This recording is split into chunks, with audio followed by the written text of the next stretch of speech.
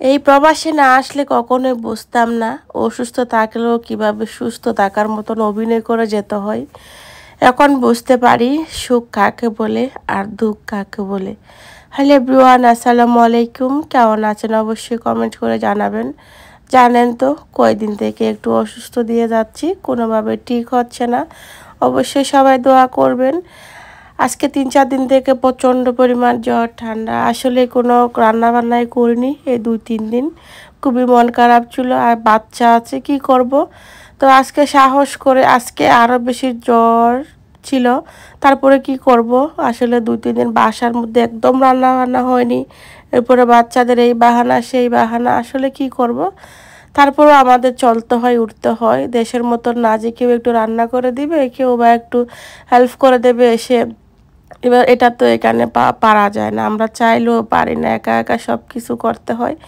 তো কি করব আজকে, তারপরে সাহস করে একদম উঠছি। ঘর দুয়ারের অবস্থা খুবই বাজে ছিল। আর বাচ্চারা তো জানেন, এই 2টা বাচ্চা যদি আমার মতো ছোটো ছোটো থাকে তাহলে তার কোনো কথাই নেই।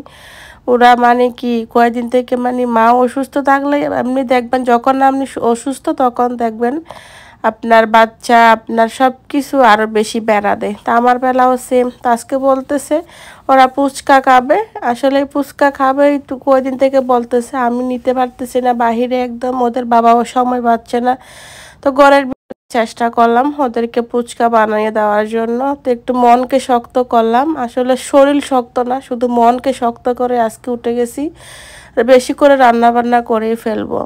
তাই জন্য আমি অনেকগুলা মাছ আর মাংস ভিজাইছি। আর এদিকে বাচ্চাদের ফুচকা দেওয়ার পরে আপনাদের ভাইয়াও সন্ধ্যার সময় বাসায় ছিল, পরে বললাম যে না, একটু পায়েস করে দিই, কারণ বেচারাও কয়দিন থেকে কিছু খাইতে হতে পারতেছে না, একদম অসুস্থ। মানে আমি অসুস্থ হওয়ায় মানে একটা মেয়ে মানে অসুস্থ হওয়া মানে ধরেন পুরা ফ্যামিলি অসুস্থ।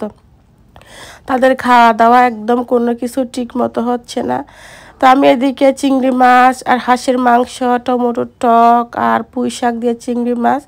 আমার মেয়ে, ওই যে বললাম আমি অসুস্থ থাকলে ওদের অনেক বাহানা, আসলে এগুলো আমার সাথেই করবে আর কার সাথে করবে বলেন।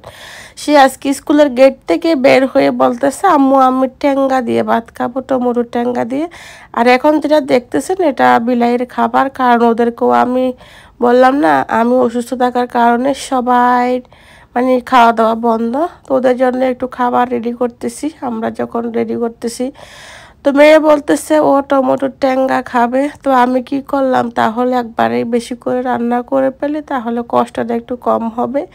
তো সব কিছু বেশি বেশি করে ভিজাইছি। আর মেয়ের পছন্দ মতন ওর জন্য টমেটো আর আম দিয়ে টক রান্না করছি। আসলে সিলেটের মানুষের হচ্ছে এই ট্যাঙ্গাটা অনেক বেশি পছন্দের। আমার মেয়ে যখন সিলেটি, অবশ্যই ওর এগুলা বেশি পছন্দই হয়। এই যে দেখেন রান্না শেষ করলাম অনেক কষ্ট করে, আসলে এভাবে গুছিয়ে ভিডিও করা সময় করতে পারি না। এটা হচ্ছে চিংড়ি মাছ দিয়ে পুঁই শাক। ভালো থাকবে সবাই, সুস্থ